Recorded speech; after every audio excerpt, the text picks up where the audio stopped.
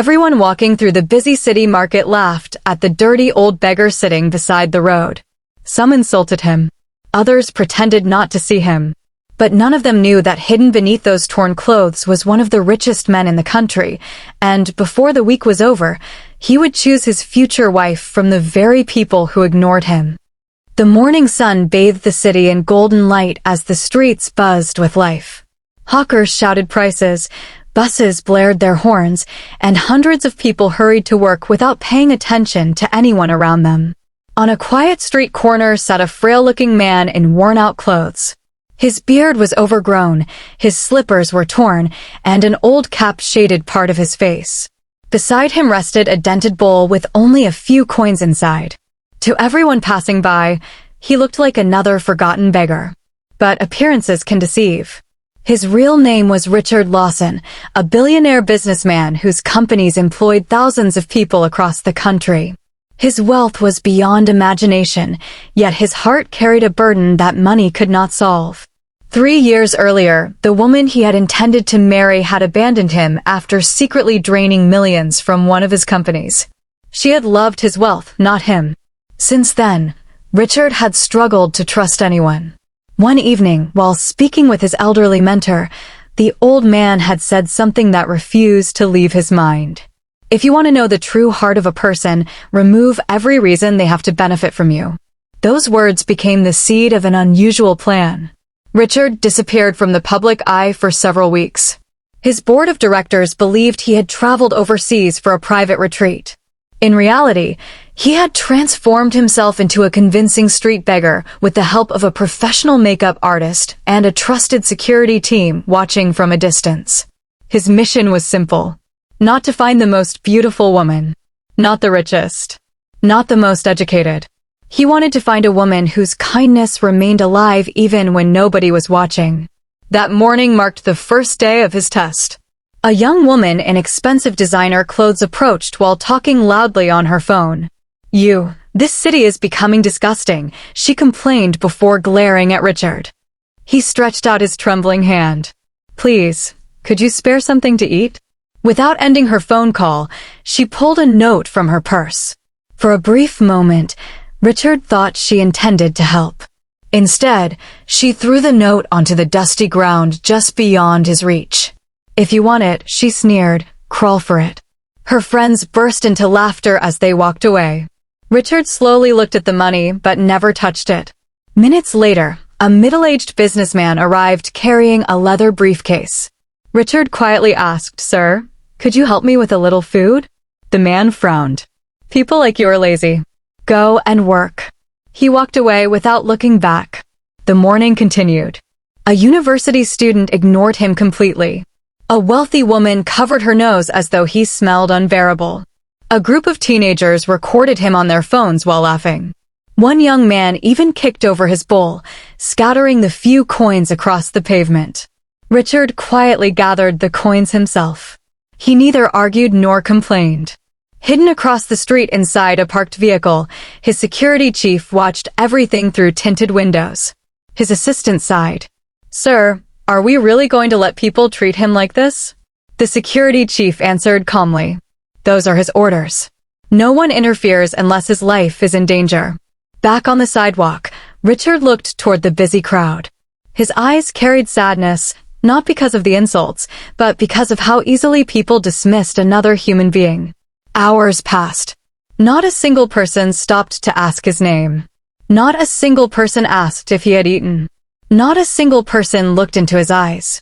As the afternoon heat intensified, Richard quietly whispered to himself, "Perhaps genuine kindness has become rare." Just then, the sound of a gentle voice drifted through the crowd. "Excuse me, are you all right?" Richard slowly lifted his head. Standing before him was a graceful young woman dressed in simple but elegant office attire. She looked confident, successful, and composed. There was nothing flashy about her, yet she carried herself with quiet dignity. Unlike everyone else, she did not recoil at his appearance. She simply looked at him with genuine concern. Richard studied her face in silence. Could this be the person he had been waiting for? Or would she be just like everyone else? The answer was only moments away. The young woman stood quietly before the old beggar while dozens of people hurried past as though he didn't exist. Richard slowly raised his head, expecting another insult. Instead, she smiled warmly. "Good afternoon, sir." The greeting caught him off guard. No one had addressed him with respect all day. He lowered his eyes and replied softly, "Good afternoon, my daughter." She noticed his trembling hands and the tired look on his face. "Have you eaten today?" Richard hesitated before answering. "Not since yesterday." Without saying another word, the young woman walked toward a nearby restaurant. Richard watched her leave. He sighed to himself. So, she's leaving too. A few seconds later, she returned carrying 2 takeaway food packs, a bottle of water, fresh fruit, and a clean hand towel. She knelt beside him without caring that her expensive office clothes touched the dusty pavement. The people nearby stopped to watch. A woman whispered to her friend, "Why would someone like her bother with a beggar?" Another man laughed. "She's wasting her money." The young woman ignored every comment. She handed Richard the towel. "Please clean your hands first." Richard looked at her in disbelief. No one had treated him with such dignity in years. As he wiped his hands, tears almost escaped his eyes. She opened the food and placed it gently before him. "Please eat while it's still warm." Richard looked at her. "Aren't you afraid people will laugh at you?" She smiled. Kindness doesn't become foolish because people mock it. Richard was speechless. He slowly began to eat. She didn't rush away. She sat quietly on a nearby bench, giving him the privacy to finish his meal. From inside the surveillance vehicle across the street, Richard's assistant watched everything unfold. "I've never seen anyone do this all day." The security chief nodded. "Neither have I." After a few minutes, Richard finished eating. He carefully folded the empty food containers. "My daughter, thank you." She smiled again. "My name is Grace." "Grace." Richard repeated the name softly as though trying to remember it forever. "And yours, sir?" Richard paused for a moment. He could not reveal his real identity. "My name is Daniel." Grace nodded. "It's nice to meet you, Mr. Daniel." She reached into her handbag and brought out a neatly folded envelope. "There isn't much inside, but I hope it helps." Richard accepted it reluctantly. "My daughter, you've already done enough." Grace gently closed his hand over the envelope. "My late father always told me that if you have enough to eat while someone beside you is hungry, then your blessing is incomplete." Richard's eyes became moist. "Your father raised you well." She smiled sadly. "I lost him 5 years ago." "I'm sorry." She nodded quietly. "But his teachings are still alive." Just then, Grace's phone rang. She answered. "Yes, Mom. I'm on my way. I'll be there soon." After ending the call, she stood. "I have to leave now." Richard looked at her. "May God reward your kindness." She smiled. "I don't help people because I'm expecting a reward." She began walking away before suddenly stopping. She turned around and returned. Richard wondered what she had forgotten. She removed her light cardigan and gently placed it over his shoulders. The weather becomes cold in the evening. Richard looked down at the cardigan. "You'll need this." Grace shook her head. "I'll be fine." She smiled one last time before disappearing into the crowd. Richard remained motionless. He stared at the cardigan in his hands. For the first time since beginning his strange experiment, his heart felt hope. Across the street, his assistant spoke excitedly. "Sir, I think she's different." The security chief smiled. "I think the chairman has finally found someone worthy of his heart." That evening, Richard returned to the luxurious mansion where he secretly stayed during the experiment. After removing the fake beard and makeup, the elegant billionaire stood before the mirror. His assistant handed him the envelope Grace had given him. Richard slowly opened it. Inside was some cash and a handwritten note. It read, "Dear Sir, life can change without warning. Today you may need help. Tomorrow you may be the one helping others. Never lose hope. You are valuable, even if the world has forgotten you. May God bless you. Grace." Richard read the note again. Then again. He carefully folded it and placed it inside his wallet. "This," he whispered, "is worth more than all the diamonds I own." The following morning, Richard returned to the same street corner, once again disguised as the beggar. He waited, not because he needed money, but because he wanted to know if Grace's kindness had been genuine, or if yesterday had simply been a coincidence. As the morning crowd gathered, he scanned every face. Then, from a distance, he saw Grace walking toward him once again. But this time, she wasn't alone. A well-dressed young man was walking beside her, holding flowers and smiling as they talked. Richard's heart sank. Who was the man? Was Grace already in love with someone else?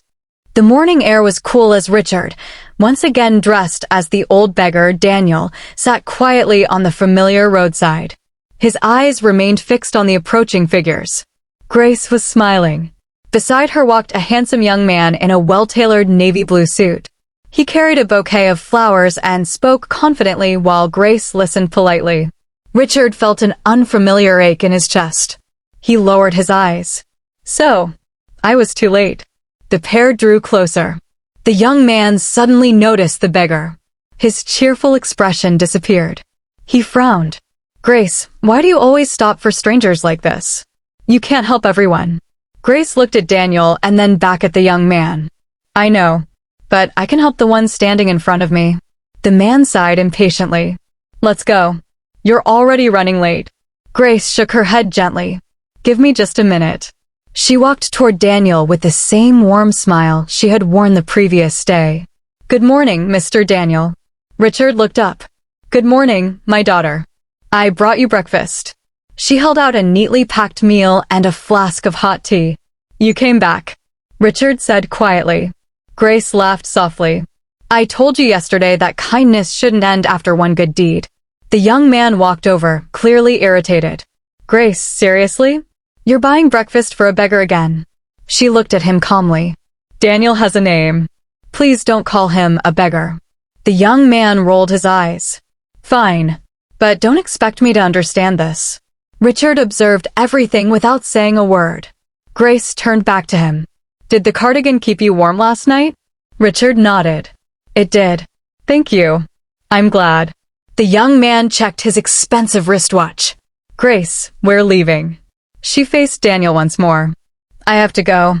Please take care of yourself. As they walked away, Richard watched them disappear into the crowd. His heart was heavy. Inside the surveillance van, his assistant noticed the sadness on Richard's face. Sir, should we investigate who that man is?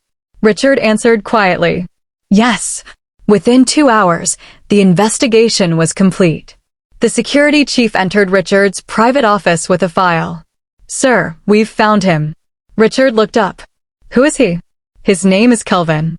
He's Grace's colleague at the architectural firm where she works. Richard remained silent. The security chief continued.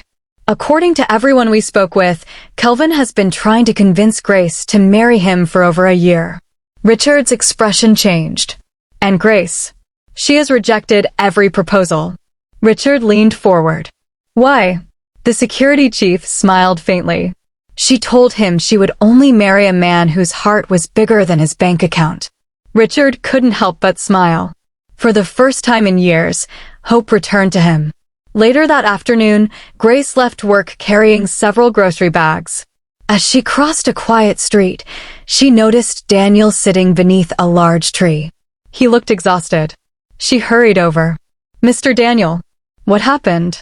Richard forced a weak smile. I wasn't feeling well. Without hesitation, Grace set down her shopping bags. She touched his forehead.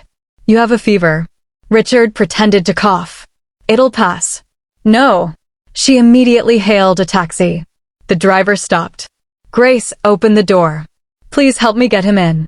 Richard looked surprised. My daughter, hospital bills are expensive. She smiled. A person's life is more valuable than money. The taxi drove away. Unseen by Grace, another luxury SUV followed at a safe distance. Inside it sat Richard's security team, instructed not to interfere unless necessary. At the hospital, Grace paid for the consultation, medication, and food without revealing her name to the receptionist. The doctor examined Daniel. Fortunately, it's nothing serious. He simply needs rest, proper food, and medication.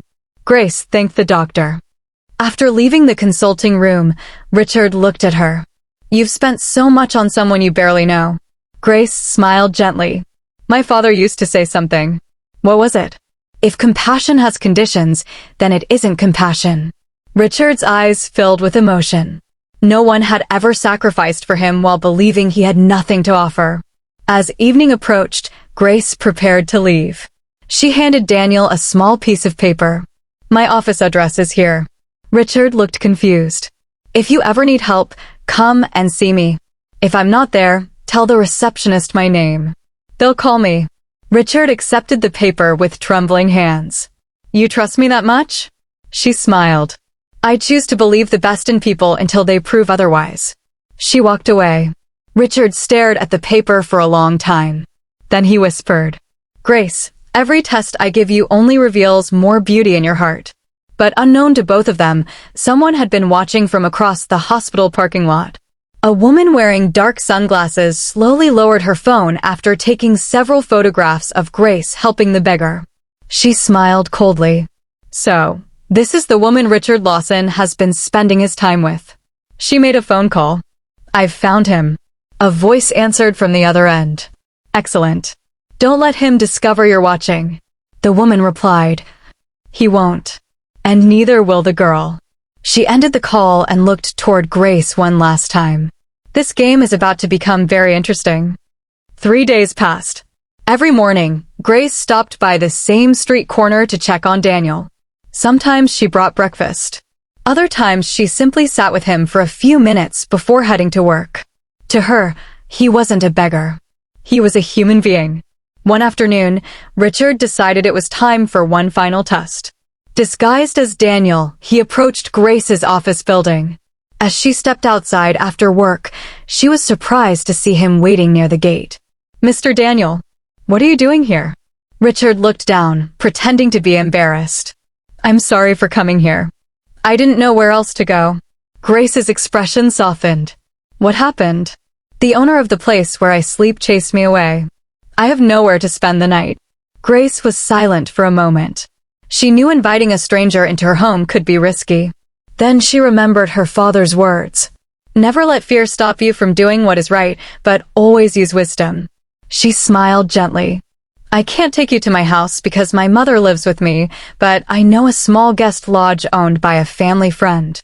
I'll pay for a few nights until you can find somewhere better. Richard was speechless. You've already done too much for me. Grace shook her head. No, everyone deserves a safe place to sleep. Just then, Kelvin arrived. He had witnessed the entire conversation. His face darkened with anger. Grace, have you lost your mind? She turned calmly. What do you mean? You're spending your money on a stranger. You don't even know who he is. I know enough. Kelvin scoffed. You'll regret this. Grace looked him straight in the eyes. If helping someone in need is a mistake, then I'll live with it. Frustrated, Kelvin stormed away. Richard watched everything in silence. That evening, he returned to his mansion and removed his disguise. His assistant smiled. Sir, I believe the search is over. Richard nodded slowly. Yes, she passed every test. He picked up his phone. Prepare everything. The cars. Yes. The press? Not yet. The ring. Richard smiled. The most beautiful one we have. The assistant grinned. So, tomorrow? Richard looked out through the window toward the city lights. Tomorrow, Grace will discover that the beggar she rescued is the man the whole nation has been searching for. The next morning, Grace arrived at work as usual. Just as she settled into her office, the receptionist rushed in. Grace, someone is here to see you. Who is it? I don't know. But they arrived in a convoy of luxury cars. Grace frowned. A convoy? Curious, she walked outside. Parked in front of the building were several black luxury SUVs. Men in suits stood on both sides of the entrance. Employees gathered around, whispering. Who could they be waiting for? Then, the rear door of the last vehicle opened. A tall, elegantly dressed man stepped out in a perfectly tailored suit. Grace stared at him. Something about his eyes looked familiar. The man smiled warmly. Good morning, Grace. She looked confused. I'm sorry, have we met before? The man took a few steps closer. Yes. You fed me when I was hungry. You bought medicine when I was sick. You gave me a place to sleep. You called me Mr. Daniel. Grace's eyes widened. Her handbag slipped from her hand. It can't be. The man smiled. It is. I'm Richard Lawson. I was the beggar. The crowd fell silent.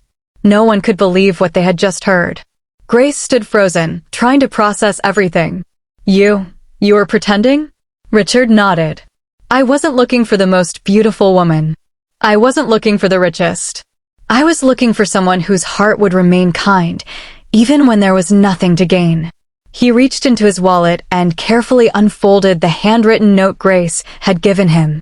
I carried this with me every day. He looked into her eyes. This piece of paper reminded me that genuine kindness still exists. Grace's eyes filled with tears.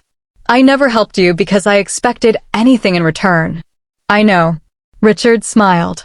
That's exactly why you're standing here today. He slowly knelt on one knee. Gasps echoed through the crowd. He opened a small velvet box, revealing a sparkling diamond ring. Grace, will you do me the honor of becoming my wife? Grace covered her mouth, overwhelmed with emotion. Before she could answer, a familiar voice shouted from behind the crowd. Stop. Everyone turned. Kelvin pushed through the gathering, his face filled with disbelief. You can't marry him. The crowd watched in stunned silence as Kelvin walked toward Richard and Grace.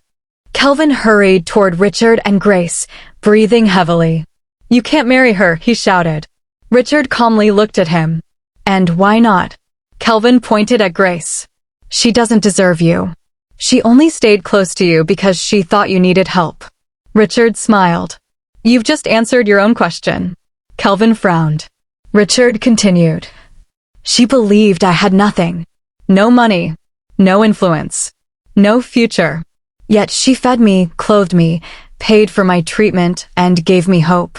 If she had been after wealth, she would have walked away like everyone else. The crowd fell silent. Richard turned to Grace. You never asked for my name, my status, or what I owned. You only saw a fellow human being. Grace smiled through tears. I simply did what I believe is right. Richard gently took her hand. And that's why I choose you. He held up the ring once more. Grace, will you marry me?